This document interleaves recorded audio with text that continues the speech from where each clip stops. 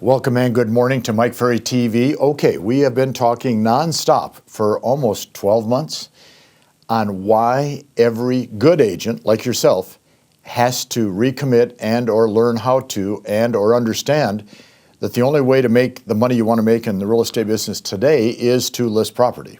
And I'm fascinated. I'm almost overwhelmed at how many people we talk to every day that just can't get a grasp of something as fundamental as the fact that we have more buyers in the market than we can imagine, hold on to, handle, and sell, and a lack of inventory to sell to the buyers. And therefore, having all these buyers at your disposal, which so many of you have, qualified, motivated, want to buy, doesn't make any difference if there's nothing for them to buy.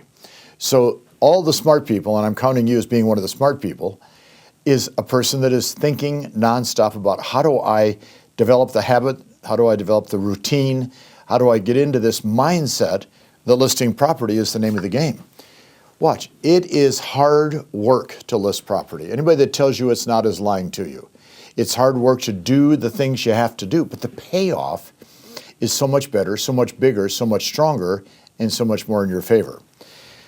So today I'm going to review a very simple question, okay? What does a seller really want from a real estate agent? Okay, what are they looking for? Because see, my belief is if we can identify what a seller wants, and then you can fulfill on those desires of the seller, you'll be the one that they select to list with. Interesting, isn't it? Because see, the truth is, we know that about 70% of the time, the seller interviews 2 or 3 or 4 people, and then they select the one that they want to have sell their house.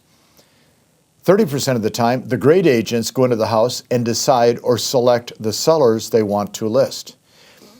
We want you to be the one selected if you're in the 70%, and very much we want you to be strong enough to be in the 30% that are walking in and deciding if I want the listing or not.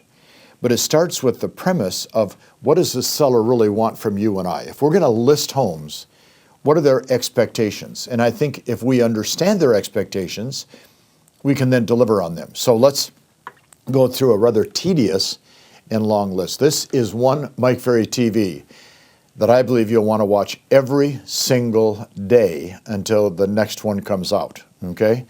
So obviously I wrote down number 1. They want an agent that can get it sold and closed ASAP. We understand that, okay? They're not putting their home on the market for something to do. They're not putting their home on the market for the next 3, 6, 9 months. They're not putting their home on the market because they love having you there a lot with potential buyers. They're putting their home on the market because they want to get it sold. But now the other side of that is, if you have a seller that doesn't really want to get it sold, why are you spending the time with that particular seller? But the second part of this, they want to get it sold ASAP. Why? Because the stress and tension that every seller experiences when they put their home on the market rises as that home stays on the market for a number of days. I saw a report recently, there's 3 or 4 markets in the country where days on market is 28, 30, 32, 34 days. Wonderful. Even on a greater Seattle, a greater Dallas, some of these really great markets in the country today, greater Toronto, if you look at some of these markets, there's still stress and tension on the seller's behalf because they want it sold ASAP. Number 2, I wrote down, they want it done with as few problems to them as possible and for as much money as they can get. Watch, I'm not saying sellers are greedy. I'm saying that human beings are greedy.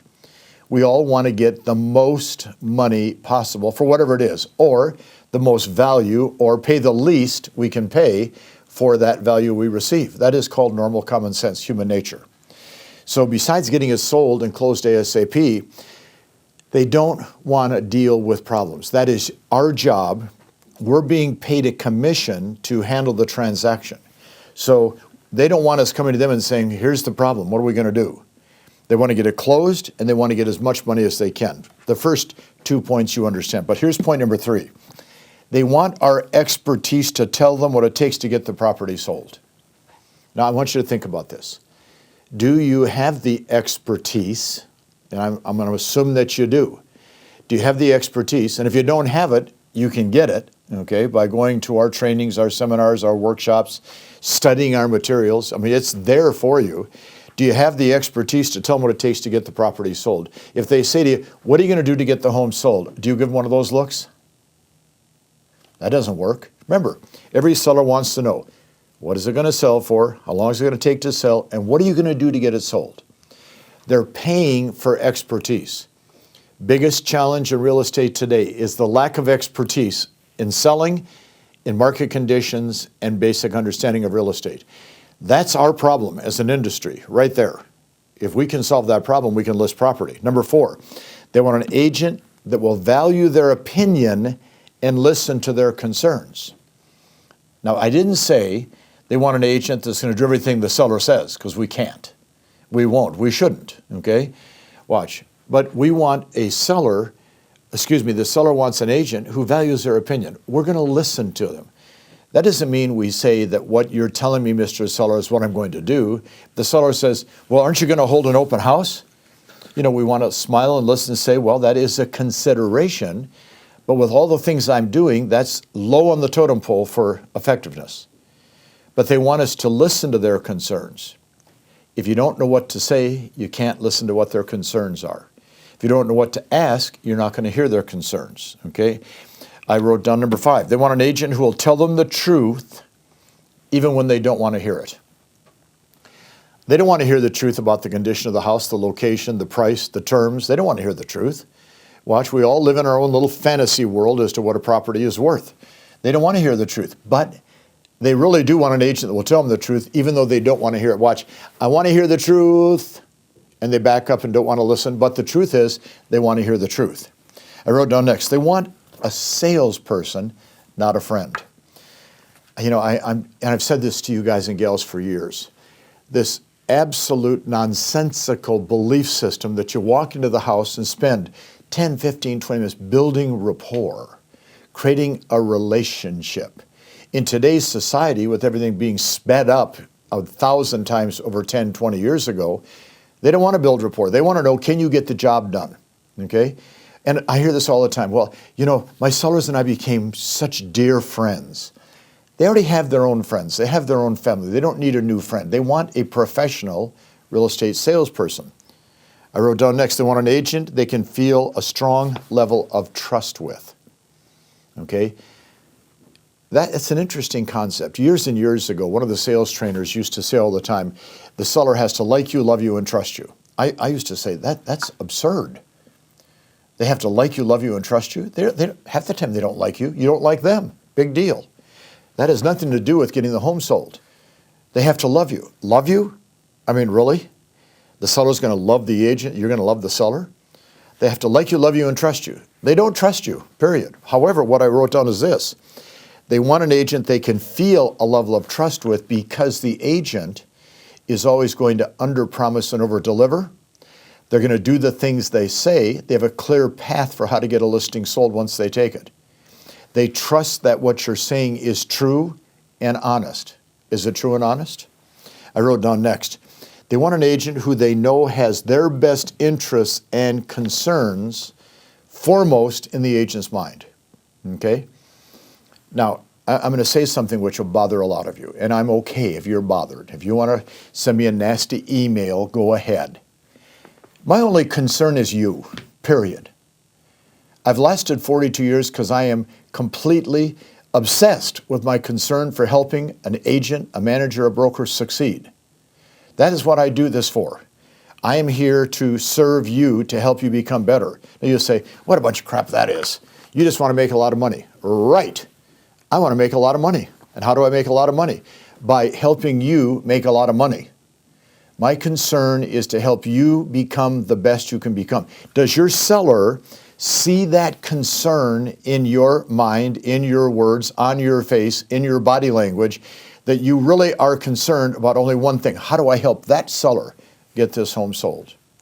I wrote down next. They want constant and continuous, good, solid communication. Biggest complaint, not even close to being second. The biggest complaint, I listed my home for sale, I didn't hear from the agent for 5, 10, 15, 20 days. It's pathetic. Watch, Every Friday, you call your sellers and report what's happened. But Mike, what if nothing's happened? You report nothing has happened, okay?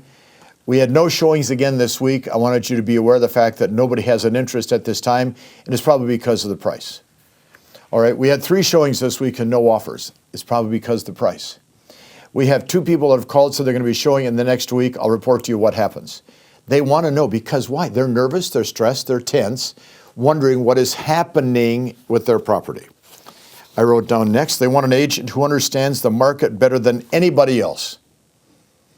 Do you really have a deep, thorough understanding of the real estate market where you live? Because if you're not studying the stats of how many homes are on the market, how many are coming on the market, how many are sold, how many are sitting, if you don't know the stats, they're going to list with somebody that knows the market. But watch the next point that they want. An agent who will be the calming force in this, in most cases, emotional situation. They're going to be upset. They're going to be stressed. They're waiting to get an offer. They're wondering what happened. If you are behaving like they are, you're not the calming force. Okay, you're now becoming the cause of the problem. I want a pilot, when there's a problem, to be the calming force. I want the doctor to be the calming force. I want the attorney to be the calming force. The seller wants you to be the calming force. And then I wrote down last, they want an agent that has a good, strong track record or a good, strong company track record. Now, you may say, well, I've been in the business for 11 months. I've only taken 3 listings. Good. Is your office a good office? Yes. Do they list properties? Yes. Can you sell the name, the production, the office track record if you don't have your own? Because so many of the sellers, they want to know because they're looking online as to who's doing what all the time. So that's what I believe they want. I believe that list is critical to our long-term success. My question for you is, are you willing to take the time to every day this week go back and review this particular segment, write down every one of these questions, address them individually. If you have a good manager, address them with the manager. A good broker, address the broker. If you have a coach, and I don't care if it's somebody else's coach, address them with the coach. Don't expect a lot of positive responses to these from most coaches outside of mine, because most coaches don't know what they're talking about in this area. Don't get mad, it's a fact. So talk to people, get the answers, create a solution, get out on the street, make presentations, get contracts signed. It is going to be a great May, June, July, and August for you. Talk to you next week.